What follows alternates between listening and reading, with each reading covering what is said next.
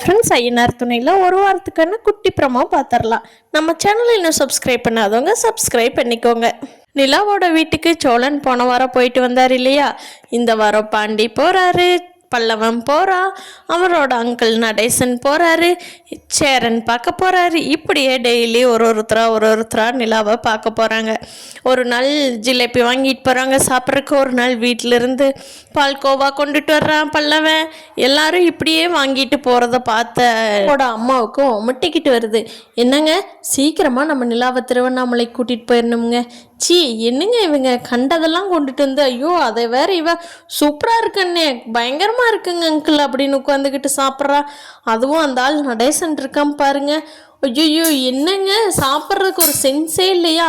Sofa என்னத்துக்கு இருக்குதுங்க, அதில் உட்காந்துக்கிட்டு அப்படி சாப்பிட்றா. சி, எனக்கு பயங்கர அருவருப்பாக இருக்குது.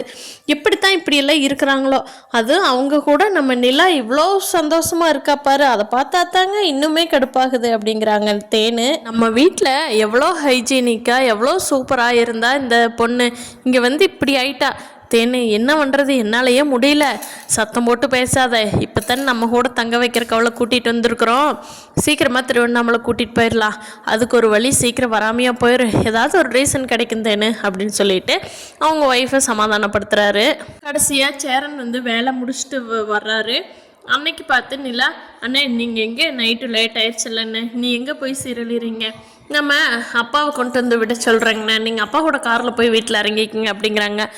சரிம்மா, கொண்டு போய் விட்றேன்மா அப்படின்னு சொல்லிட்டு அவரும் சேரனை கொண்டு போய் விட்றாரு.